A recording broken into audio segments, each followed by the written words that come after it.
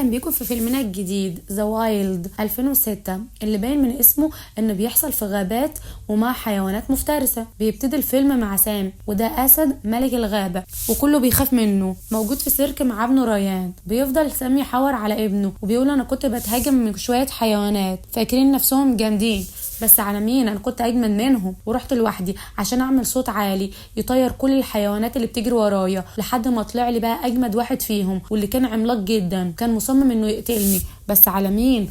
طلعت صوت زعيق اعلى. وهنا بيحاول ريان يقلد صوت زئير باباه بس مش بيعرف وبيطلع منه صوت غريب. بيفضل كل اللي في السيرك يتريقوا عليه ويضحكوا. بيعمل سام صوت زئير عالي والناس بتسقف له وريان زعلان عشان مش عارف يعمل حاجه والناس بتضحك عليه كل مره. بابا رد عليه وقال له لا ده انت جامد جدا وقربت يبقى صوتك اجمد مني. بابا بيضحك عليه. بيكون بيلي ساعتها عمال يجري من الجمهور بعد ما حاول يسرق منهم حاجه ورموه جوه القفص لسام عشان يقول له انت مش هتبطل بقى جو السرقه بتاعك ده وتعال شويه، ده انت خلاص قربت تموت. بيقول بين ريان انت مالك ضارب بوس كده ليه؟ بيعرف من بابا انه هو ما عرفش يعمل الزئير وكله عمال يتريق عليه. بيقول ريان لبابا انه عمره ما هيبقى اسد بجد ملو هدومه الا لو طلع في الغابه قعد شويه. فبيرد عليه بابا بيقول له تطلع في الغابه ليه؟ مال السيرك، واكل شارب نايم ببلاش وكمان ليك 3 وجبات في اليوم، يعني مش حارمينك من حاجه. بيتقمص ريان وبيقرر ان العيشه دي ما بقتش نافعه وبيسيب بابا وبيروح يقعد على شجره بتاعته. في الطريق بيفضل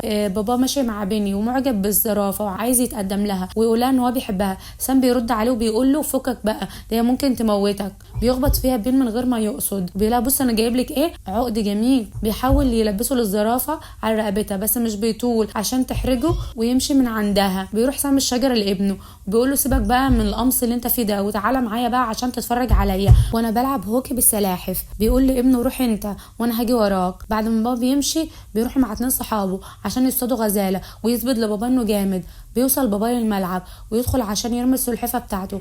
بيفضل كل اصحابه يساعدوه عشان يكسب. في الوقت ده بيوصل ريان للغزلان وبيقف قدامهم على اساس ان هو اسد بقى وهيخوفهم. لما بيعمل زئير بيطلع صوت اهبل فكله بيضحك عليه وبيقولوا من الاهبل ده ويطلعوا يجروا وراه. ما بيعرفش يوقفهم فبيوصلوا الملعب اللي بابا فيه وبيحاول سام انه ينقذ كل الحيوانات عشان ما حدش منهم يتخبط.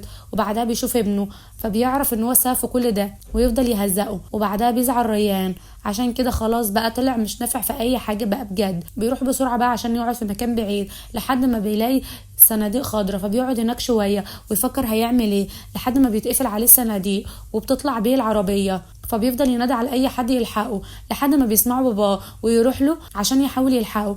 بتكون العربيات طلعت فبيقول بني روح بسرعه وهات لي الحمام ويعرفوا لي العربيات دي رايحه فين. وفعلا بيروح بني عشان يلاقي الحمام. والحمام المجنون ده عمال يقول كلام غريب وبيقول ان الصناديق دي بتروح نهر غريب. فبيقول له بني اخلص بقى وتعال عشان سام عايزك. ما بيلاقي سام الحمام عمال يهبد ومش عايز يقول حاجه بيضربه سام لحد ما بيقول له ان الصناديق الخضرا دي بتروح عند تمثال الحريه عشان تترمي في الميه. هنا بيقرر سام ان هو يروح لوحده عشان ينقذ ابنه. بيقول له لاري التعبان انا لازم اجي معاك وبيقول له الدب كمان انا هاجي معاك مش هسيبه. والزرافه برضو بتصمم انها تروح هي كمان. بيرفض سام ان هو ياخدهم معاه وبيقول لهم دي مهمتي لان انا السبب اللي خليته يكره حياته فلازم انقذه من غير ما اعرض اي حد تاني للخطر. فبيروح ينط في عربيه الزباله وتتحرك بيه بره السيرك وهناك بيكتشف ان الحيوانات ما رضتش تسيبه وطلعت وراه عشان تساعده. وفعلا بتطلع بيهم العربيه بره السيرك لحد ما بتوصل قريب من تمثال الحريه. هناك بتحصل مشكله عشان عربيه الزباله بدات تطحن كل اللي جواها بس لاري بيروح يفضل يرعب السواق لحد ما يوقف العربيه عشان كل الحيوانات تهرب منها. وبعدها يفضلوا ماشيين في الشارع لحد ما بيطلع عليهم شويه كلاب وبيفضل سام خايف منهم وبيقول لاري افتح بسرعه الغطا ده عشان نهرب منه. لما بينزلوا تحت بتقول الزرافه لسام امال انت ليه ما تصرفتش مع الكلاب دي وخليت شكلنا وحش وهربت؟ ما بيردش عليها ويتكلم في موضوع تاني عشان يخلع من الكلام. بيوصلوا بعدها في نص النفق بيطلع عليهم تماسيح بيفضلوا مرعبين ومش عارفين يتصرفوا ازاي. بس مايكل بيقول لهم احنا بندور على ابن الراجل الغلبان ده وملهاش لازمه البهدله اللي انتوا عايزين تعملوها دي. بيفضل مايكل يعمل بايده شكل تمثال الحريه لحد ما تفهم التماسيح هم عايزين يروحوا فين وبياخدوهم معاهم عشان يوصلوهم للنهر اللي هناك. في الوقت ده بيسيبوهم على شط في المينا عشان يفضل سام يدور على الصناديق الخضراء اللي ابنه كان فيها لحد ما يشوفها قدامه. بيفضل يجري وراه لحد ما يترفع الكونتينر اللي فيه ابنه ويتحط على مركب عشان تطلع بيهم. بس لحسن الحظ القارب اللي واقفين عليه بيتحرك بيهم في نص الميه بس مش بيكون ماشي في الاتجاه الصح عشان يروح لاري ويفضل يخوف اللي طالع بالقارب، وبينط من على القارب. بيفضل سام يحاول يسوق، هو بيلاقي ابنه اختفى من قدامه. في الوقت ده بيوصل بيني وهو راكب فوق شويه حمام، وبينزل بهم على القارب وبيقول لسام ما تشغلش بالك انت، الحمام هيشوف كل حاجه من هنا وهيحدد المكان بالظبط، ابسط يا عم. وفعلا بيحدد الحمام المكان، وبيفضل سام ماشي وراهم وسامع كلامهم لحد ما يتكلم مايجي ويقول ان الشمس ضاربه في راسه طول اليوم.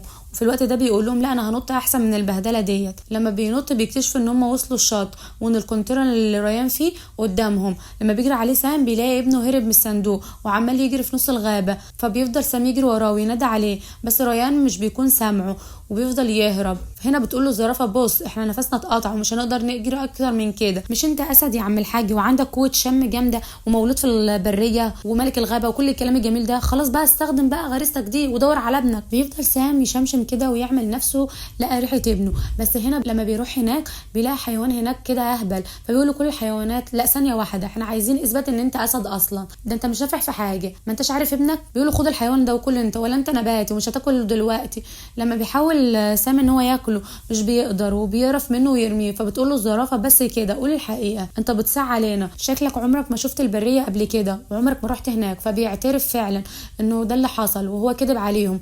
هنا بقى كل الحيوانات بتترعب وبيقولوا انت عامل نفسك جامد وجبتنا هنا الغابه وانت طلعت اي كلام واي حد ممكن يجري علينا هتسيبنا وتخلع. فبتهرب كل الحيوانات من قدامه بعد ما عرفوا حقيقته، الا بيني اللي بيفضل يحاول يجمعهم تاني بس مش بيسمعوا الكلام وكله بيفضل يجري وهم مش عارفين هيروحوا فين. وهنا بقى بيطلع عليهم قطيع جاموس وحشي شكلهم اغبياء كده وناويين يموتوهم، وبقوا عايزين يصيدوا كل الحيوانات وياخدوهم معاهم، فبياخدوهم ويشيلوهم على راسهم. في الوقت ده بيكون سام عمال يجري وبيدور على اي حاجه تعرفوا ابنه فين، لحد ما بيلاقي نفسه في نص غابة ملهاش اول من اخر. فبيعرف ان هو لا يمكن يقدر يلاقيه، فبيقرر انه ينزل وخلاص هيخسر يعني. في الوقت ده بيكون ريان عمال يجري وهو مرعوب لحد ما بيلاقي حيوان صغير كده وفكر ان هو يصاحبه، تطلع عليهم وتفضل تضربه وبيهرب من هناك لحد ما يلاقي شجرة عالية فبيقرر ان هو يطلع عليها. في الوقت ده بيوصل نايجل لقطيع الجاموس البري وبيطلع زعيمهم عشان يقول لهم انت فين من زمان احنا مستنيينك، عشان مرة الطيارة وصلت هناك كان معاهم لعبة وساعتها الزعيم طلب من اللعبة دي تخليهم أقوياء. ومن هنا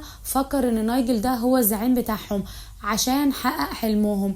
في نص الكلام وهما بيتكلموا عن نايجل وصل الطيور الشريرة، فبيقولوا ان هما لقوا اسد صغير في وسط الغابه ماشي كده لوحده، فبيقول الزعيم هروح هاتوه قبل ما يهرب من هناك. وبيكون سام لسه بيدور على ابنه لحد ما بيبدا يحس ان هو قريب من هناك، لما بيشوفه من بعيد بيطلع عليه جري وبيقولوا في قطيع جاموس بيجري وراه عشان يقول له ابني اهرب بسرعه. وهنا بيستغرب ابنه امال ايه القصص اللي انت كنت بتحكيها دي؟ فبيقول له سام ان هو كان بيحور عليه وما كان في السيرك حصل معاه نفس الموضوع وما كانش بيعرف يعمل الزئير ده وكله اتريق عليه. قبل ما بيخلص القصه بيقع الاتنين في الفخ عشان ياخد الجاموس ريان ويسيبوا بابا مرمي على الارض مش قادر يتحرك. لما بيروح هناك ريان بيتصدم لما بيلاقي باقي الحيوانات كمان هناك اتخطفت وبيسالهم انتوا جيتوا هنا ازاي، فبيحكوا له القصه دي كلها. اما بيشوف زعيم الجاموس ان هم ما جابوش الاسد بيفضل يزعق لهم ويقول لهم انه مش هيبقوا اقوى حيوانات الا لو جابوا اسد دوت وكلوه، فهو بيعمل كل ده. في الوقت ده بيوصل بيني لمكان سام اللي بيشوفه واقع وبيقول له اجمد كده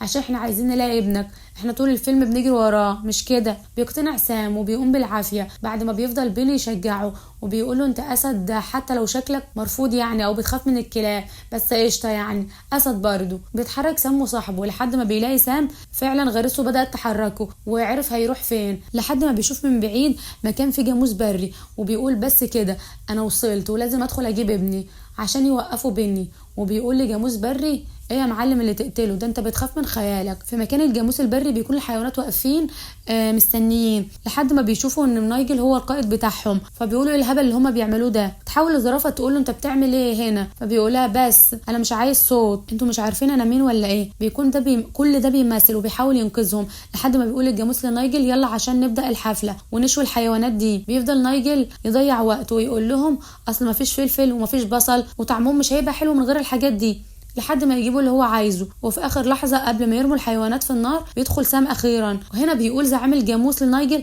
ايه ده، انت جامد قوي، ده انت جبت اسد كامل لحد عندنا. لما بيحوط الجاموس سام عشان ياكلوه بيجري عليه ريان ويقف قدامهم وهو مستعد ان هو يهجم عليهم لحد ما يضربه سام ويقع ويفضل متعلق بصخره، وكل الجاموس عايز يرميه في النار، بس بتحاول ريان وتجري عليه ويطلع صوت زئير عالي اعلى من زئير باباه كمان، ويفضل يضرب في الجاموس اللي مش بيقدر عليه. بيفضل باباه منبهر باللي هو بيعمله لحد ما يشوفه وقع على الارض، وبيروح زعيم الجاموس يقول لهم سيبولي الاسد الكبير ده انا هضربه. بيفضل مستنيه سام لحد ما يقرب منه وبياخده وبيرميه على الارض، وبيجري سام على ابنه عشان يفضل يساله انت كويس ولا لا، ايه اللي حصل لك. بيلاقي ابنه قايم وقادر يقف وكل الجاموس بيحاصروهم، وخلاص كده في شكلها النهايه. بس بيعمل سام زي ما كان بيقول ابنه، وبيعمل زئير بقى على صوته عنه، وبيطير فعلا الجاموس اللي قدامه، وكلهم بيترعبوا وبيفضلوا يرجعوا لورا كده وهم خايفين. هنا بيقول لهم الزعيم يهجموا على الاسدين، بيخافوا وبيقولوا بص من الاخر احنا لا عايزين نبقى مفترسين ولا عايزين حاجه،